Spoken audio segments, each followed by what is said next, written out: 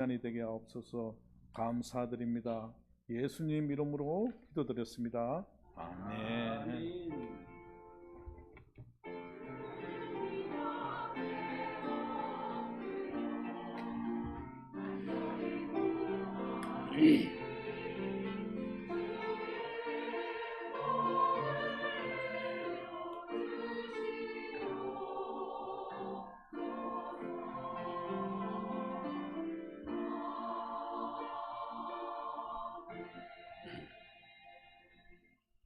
하나님 말씀 구약성경 잠언 23장 22절에서 25절입니다. 구약성경 937쪽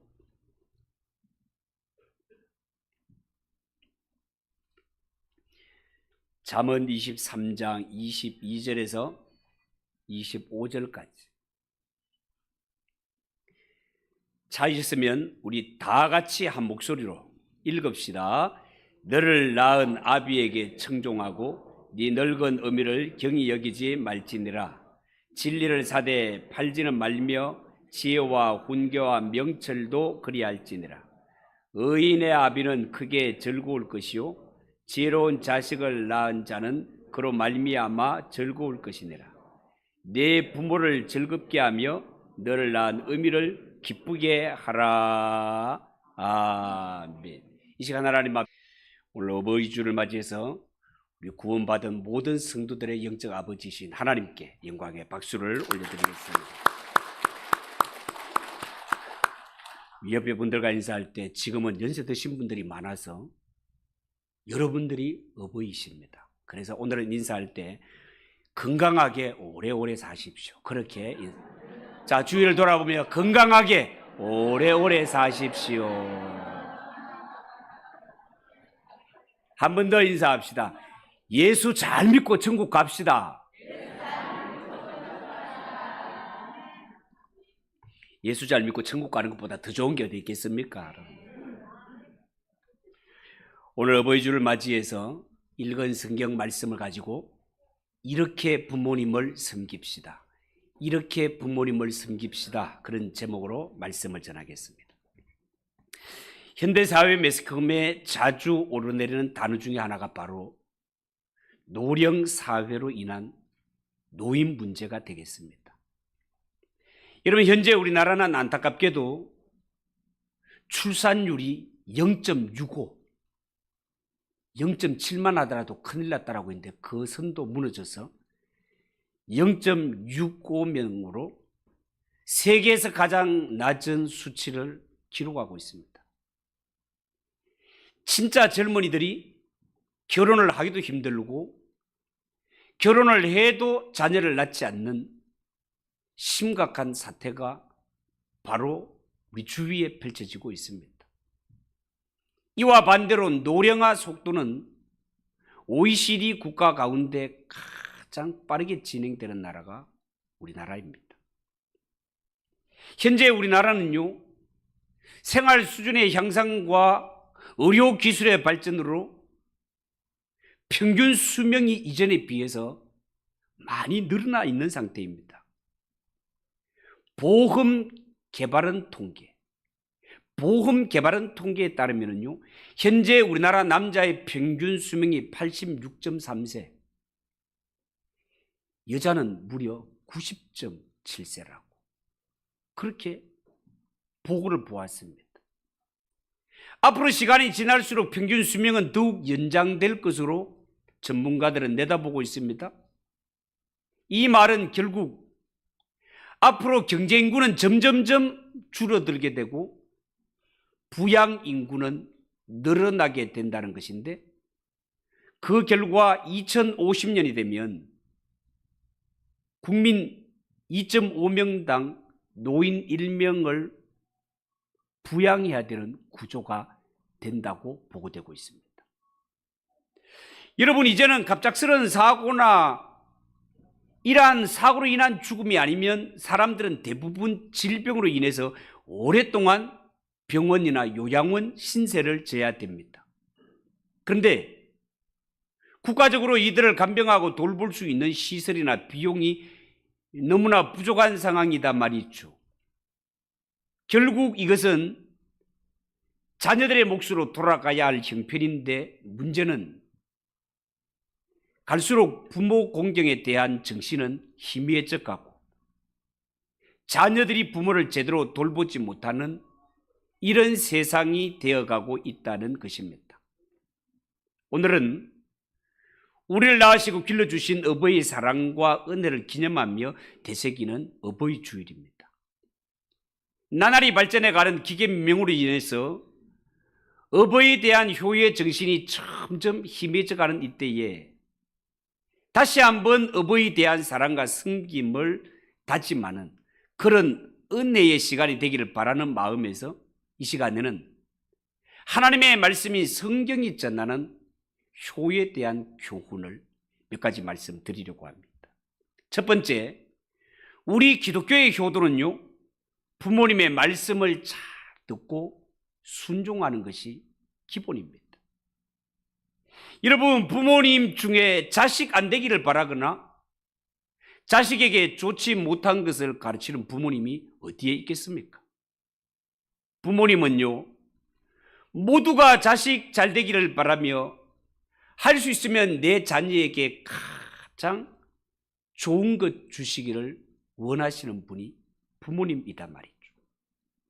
성경은 이를 두고 어떻게 말을 하는가 하면, 악한 자라도 자기 자식에게는 좋은 것 주기를 원하는 것이 부모의 마음이라고 그렇게 말씀하고 있습니다.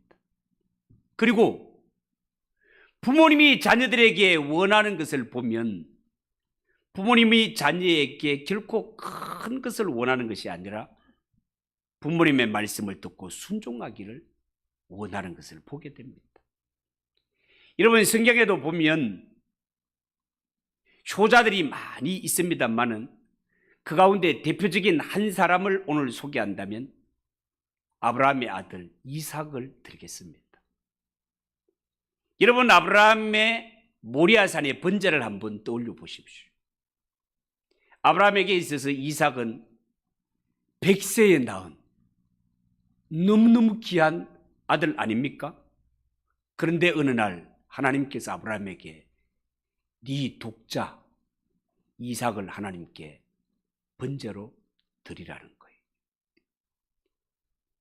이 명령이 떨어졌을 때 아버지 아브라함은 묻지도 따지지도 아니하고 새벽 일찍이 일어나 모리아산을 향해 출발합니다.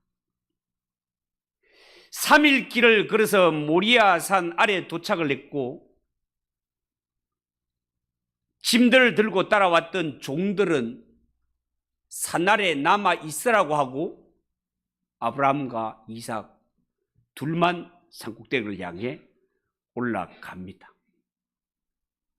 올라가는데 왠지 분위기가 심상치 않습니다.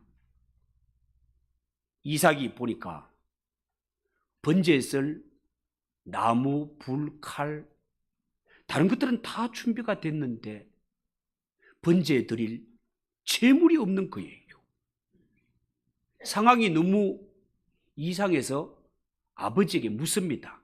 아버지, 번제에 쓸 나무도 칼도 불도 다 있는데 재물은 어디 있습니까? 라고 했을 때 아브라함은 하나님이 친히 준비하실 것이다 라고 한마디 말하고 자세한 것은 언급을 하지를 않습니다. 그러다가 정상에 도착했을 때 갑자기 아브라함이 아들 이삭을 결박해서 쌓은 번제단 위에 올려놓습니다. 이런 과정이 진행될 때 아마 저라면은 아버지라 하더라도 이렇게 대꾸하거나 반항했을 것 같습니다. 아버지 왜 이러세요? 저는 양이 아니라 이삭 아버지 아들입니다. 아버지 연세가 높이 드시더니 잘못된 것 아닙니까? 어떻게 독자 자식을 잡아서 죽이려고 하십니까? 하나님, 아버지가 믿는 하나님은 사람을 바쳐서 제물로 드리라고 합니까? 얼마든지 아버지에게 논리적으로 따질 수도 있고 육신적으로 반박할 수 있는 그런 상황이었습니다. 마음만 먹으면 이삭은 아버지로부터 도망을 칠 수도 있었습니다. 왜요? 이때 아브라함의 나이는 이미 100세가 훨씬 넘은 노인이었고 이삭은 20살 안팎의 힘이 넘칠 때였기 때문에 그렇습니다. 그런데 성경에 보면 이삭은 아버지의 모든 행동에 대꾸 한마디 없이 그대로 순종합니다. 심지어 칼을 뽑아 내리치려는 그 순간까지 이삭은 요동하지 않습니다. 이렇게 하나님의 명령 앞에 순종하는 아브라함과 아버지의 말씀에 끝까지 순종하는 이삭의 마음이 100% 순종하는 순종의 모범을 보이면서 이들에게 여호와 이레 하나님이 준비하시는 은총이 그들에게 임하게 됩니다. 수풀에 뿌리 걸려있는 수양을 보게 됐죠. 여러분, 부모님의 말씀에 온전하게 순종하는 것이 성경은 순종이라고 전하고 있습니다. 여러분, 우리가 초등학교 때 교과서에 청개구리 이야기가 실려 있었습니다. 여름에 비가 오려고 하면 청개구리들이 깨굴깨굴 울어대는데 여러분, 왜 비 오기 전에 청개구리들이 이렇게 울어댄다고요? 옛날에 엄마가 무슨 말을 하든지 거꾸로만 행하는 고약한 심보를 가진 새끼 청개구리가 한 마리 있었습니다. 어느 날 엄마 청개구리가 죽게 되었는데 이 새끼의 나쁜 심보,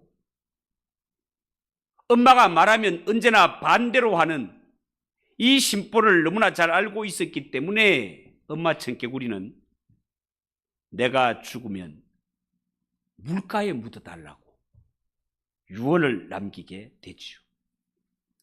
그런데요, 늘 반대로 해야 직성이 풀리는 이 청개구리 새끼니까 엄마가 죽을 때 산에 묻어달라고 하면 물가에 묻을 끼고 물가에 묻어달라고 하면 산에 묻을 거니까 이 고약한 새끼 청개구리 심보를 잘 알기 때문에 엄마는 내 죽거든 물가에 묻어달라고 그렇게 유언을 했던 것입니다.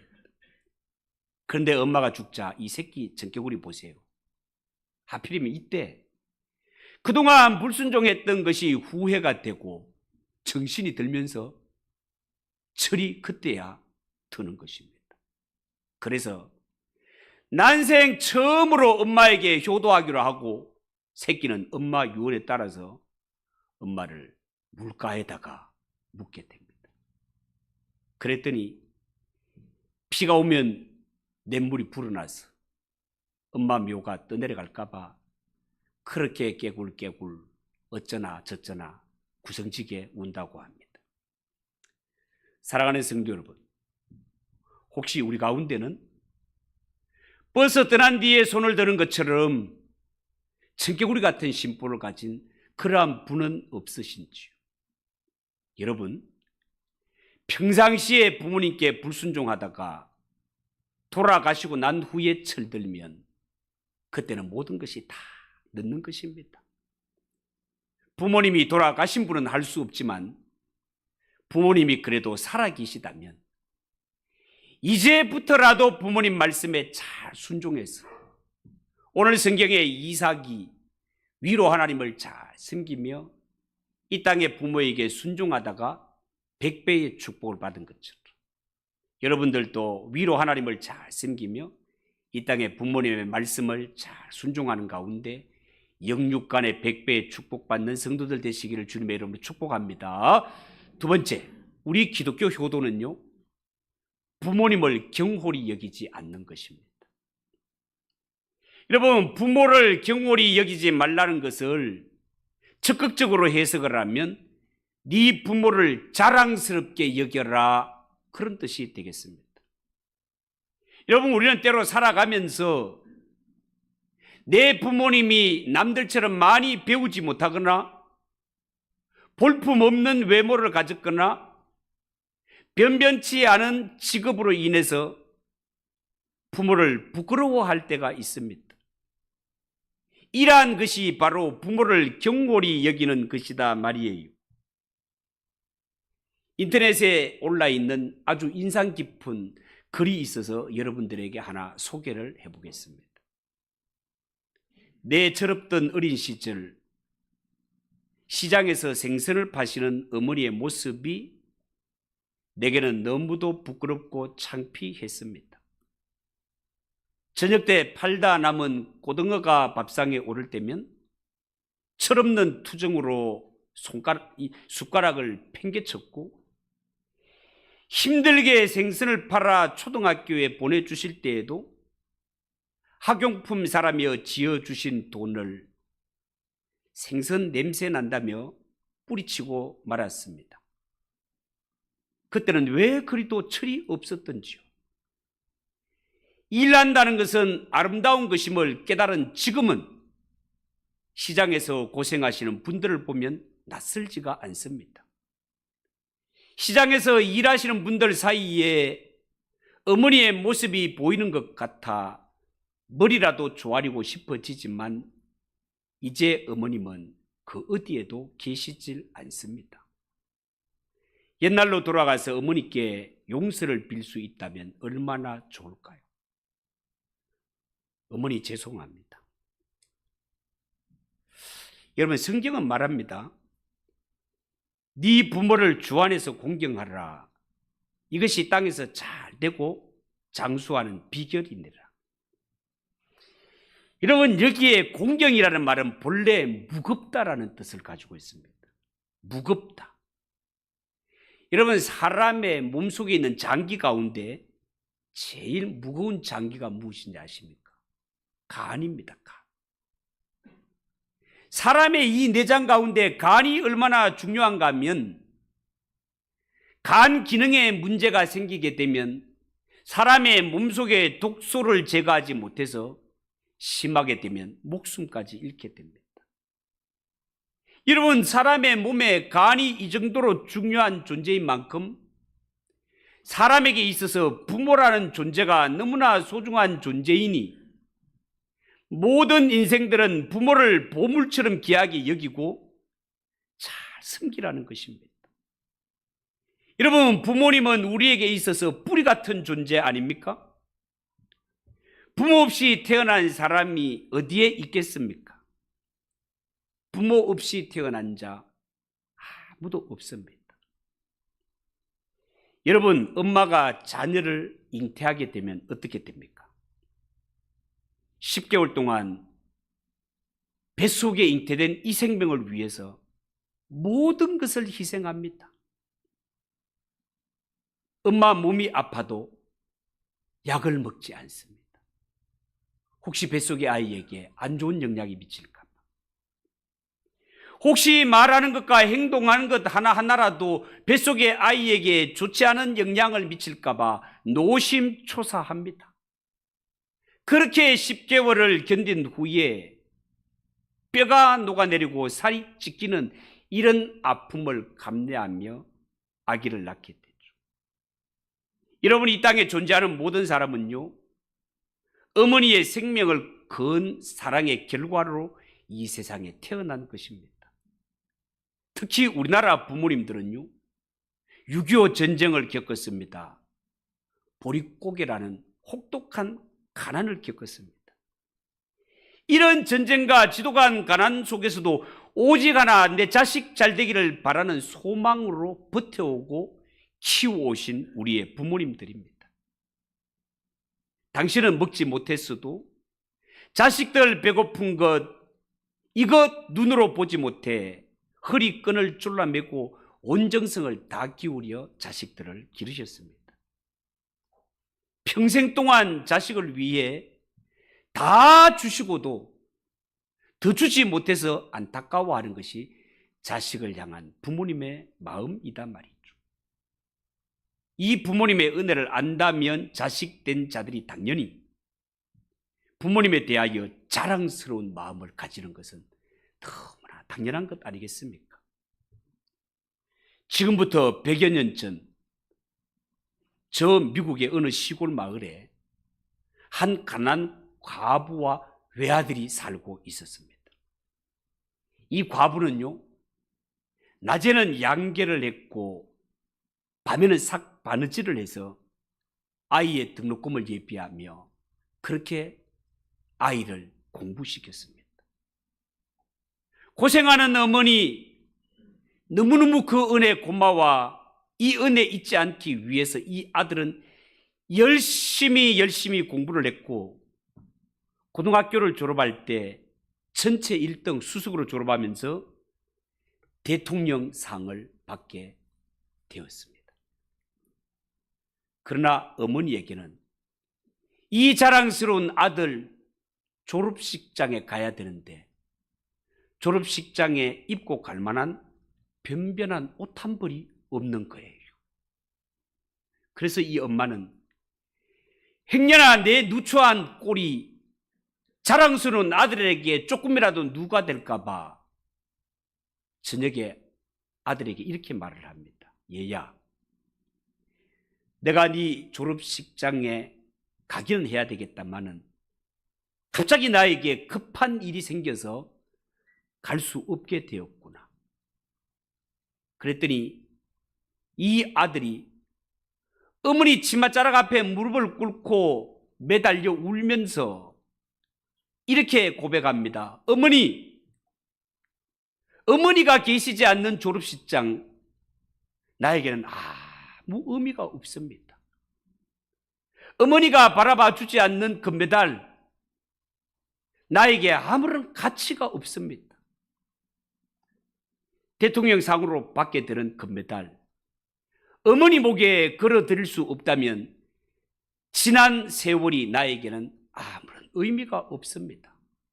울면서 매달리는 거예요. 할 수 없어 어머니도 졸업식장에 참석하게 되었는데 이 아들이 대통령상으로 금메달을 받고 지자리에 들어가서 앉는 것이 아니라 저 구석에 남들 볼까봐 남루한 옷차림으로 고개 숙이고 있는 자기 어머니에게로 달려가서 자기 목에 걸려있던 이 대통령상 금메달을 벗어 어머니 목에 걸어드리면서 어머니, 이 메달은 바로 어머니의 것입니다. 이 아들은요, 더욱더 후에 열심히 공부해서 미국의 그 유명한 프린스턴 대학의 총장이 됩니다. 노벨상 평화상의 수상자가 되고 미국의 제28대 대통령이 됩니다. 그가 바로 윌슨 대통령이 되겠습니다.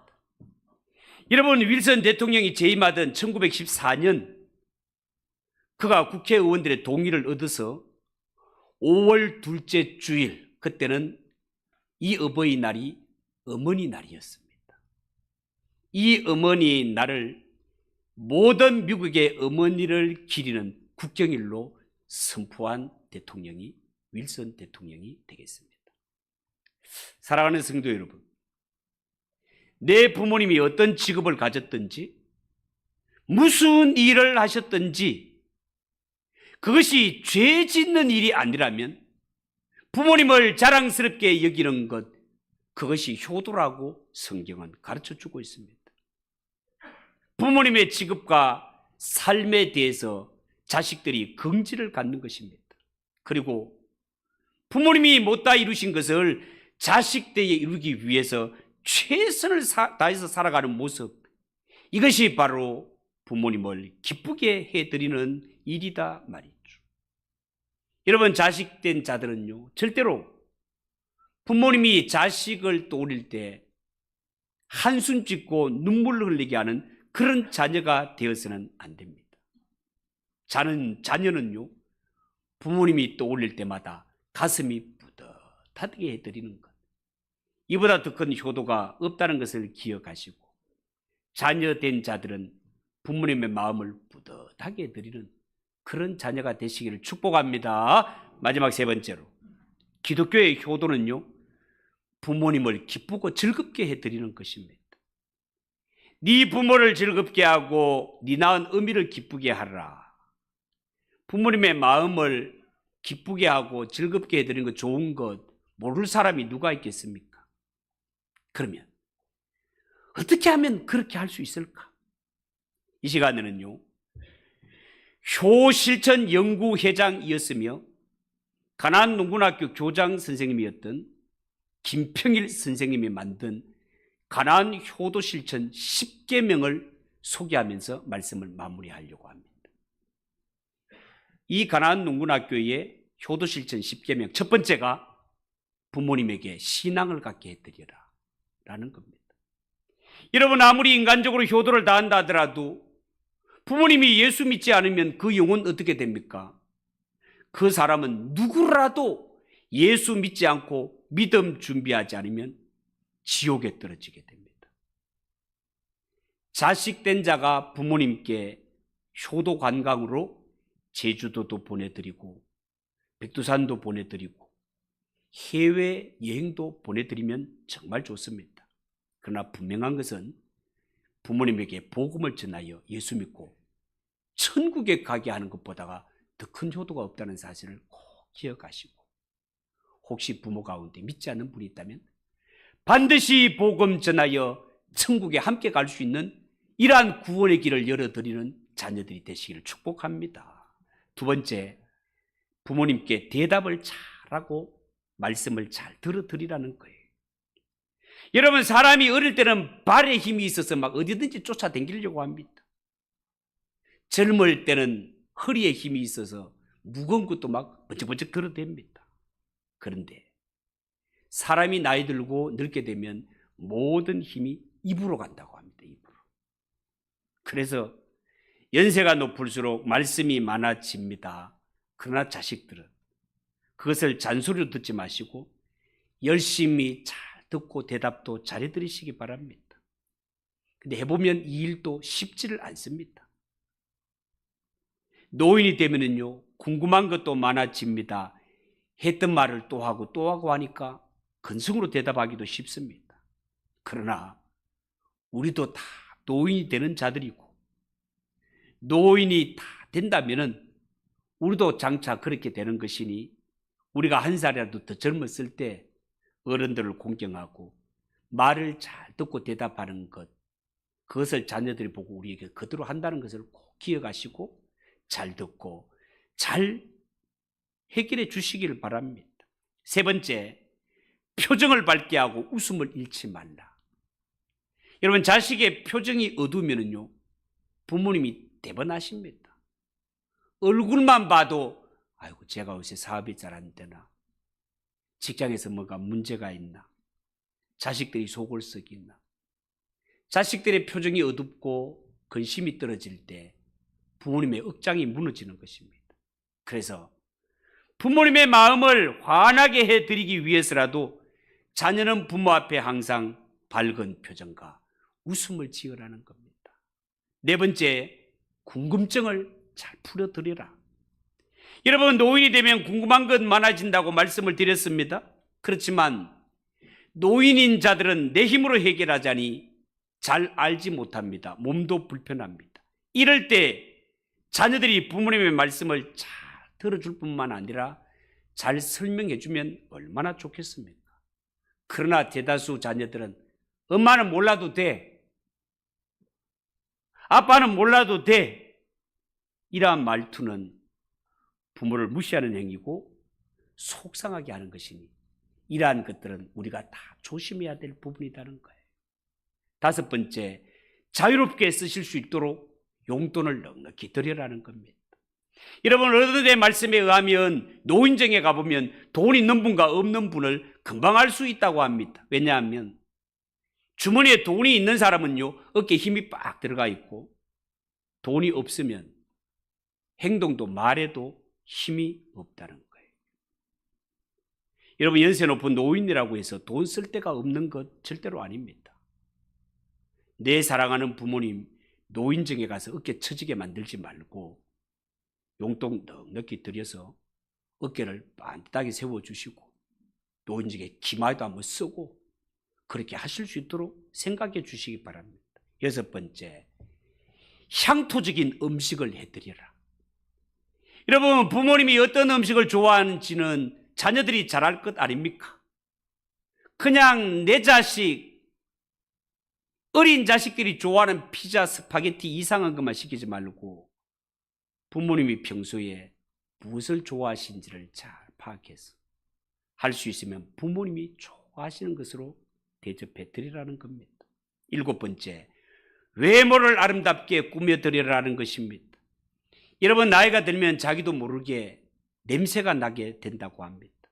그렇기 때문에 더 열심히 단장을 해드려야 된단 말이죠. 가끔 목욕도 시켜드리고 미장원에 모시고 가서 예쁘게 파마도 해드리시기 바랍니다. 기왕이면 옷을 사줄 때도 우중충한 것 말고 밝고 화사한 것으로 그렇게 사드리시기 바랍니다. 8번째, 일거리를 찾아드리라. 힘 없다고 가만히 계시라고 하면 어른들은 답답해 하십니다. 적당한 일거리를 만들어 드리는 것이 효도라고 합니다. 9번째, 친구를 자주 만나게 해드려라. 여러분, 나이가 들수록 가까이 있던 친구들이 자꾸만 세상을 떠납니다. 점점 거동이 불편해서 그 외로움을 견딜 수 없습니다. 그래서 할 수 있으면 주변의 친구들을 자주 만날 수 있도록 초청도 하시고 부모님을 거기에 모셔드리기도 하시기 바랍니다. 마지막 10번째, 등을 긁어드리고 손발톱도 자주 깎아드려라 라고 말해요. 여러분, 사람은 누구나 나이가 들면 세포가 노화되면서 몸에 각질이 생기게 됩니다. 몸이 근질근질하게 됩니다. 이런 때에 자녀들이 손이 닿지 않는 부분에 직접 손으로 등을 긁어드리면 부모의 마음이 얼마나 흡족하겠습니까? 생전에 몇 번 그렇게 할 수 있겠습니까? 손톱, 발톱도 보이는 대로 깎아드리십시오. 이것이 바로 부모님을 기쁘게 해드리고 즐겁게 해드리는 효 10계명이었습니다. 사랑하는 성도 여러분, 우리가 사랑을 알지 못할 때 하나님께서는 부모님을 통해 사랑을 알게 하셨고 그 사랑을 받고 자라게 하셨습니다. 그 사랑이 있었기 때문에 우리는 오늘 우리를 향하신 하나님의 사랑을 억만분의 1이라도 이해할 수 있게 되었습니다. 이처럼 하나님은요, 하나님의 사랑의 전달자로 우리에게 부모님을 예비하셨고 부모님을 통해서 우리에게 지극한 사랑을 베풀어 주셨습니다. 옛날 조선의 중기 시인이자 문신이며 정치인이자 학자였던 송강 정철 선생님이 시조 가운데 이런 시조를 남겼습니다. 여러분도 잘 아실 거예요. 어버이 살아실제 섬기밀랑 다하여라. 지나간 후면 애달다 의하리. 평생에 고쳐 못할 일이 이뿐인가 하노라. 여러분, 우리 부모님이 영원히 우리 곁에 계시는 것 아닙니다. 살아계실 때 정성을 다하여 섬기시기 바랍니다. 돌아가신 후에는요, 내가 잘못한 것만 생각나는 법이고 그때는 아무리 슬피 울어도 아무 소용 없습니다. 살아계실 때 부모님 말씀 잘 들어주고 순종하고 용돈도 넉넉히 드리고 효도 관광도 보내드리십시오. 죽고 나서 후회해봤자 아무 소용 없습니다. 제사상 아무리 그럴듯하게 차려도 오셔서 먹는 것 아닙니다. 죽은 후에는요, 그 누구라도 천국 아니면 지옥으로 가게 되어 있습니다. 부디 부모님께 복음을 전하여 예수 믿게 하고 함께 천국길 가는 우리 모든 성도들 되시기를 주님의 이름으로 축복합니다. 기도하겠습니다. 하나님 아버지, 은혜를 감사합니다. 2024년 어버이 주일을 맞이해서 이렇게 부모님을 섬깁시다 하나님의 말씀을 전하였습니다. 이 말씀을 마음에 새기고 우리는 위로 하나님 아버지를 잘 섬기며 이 땅에 눈에 보이는 하나님으로 보내주신 부모님을 잘 섬겨 영육간에 잘 되는 우리 성도들이 되게 하옵소서. 예수님의 이름으로 기도하옵나이다. 아멘. 579장 찬송하겠습니다.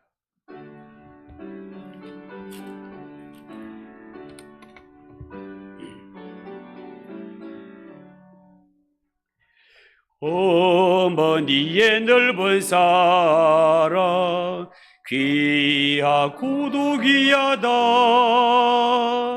그 사랑이 언제든지 나를 감싸줍니다. 내가 울 때 어머니는 주께 기도드리고, 내가 기뻐 웃을 때 찬송 부르십니다. 아침 저녁 읽으시던 어머니의 성경책 손때 남은 구절마다 모습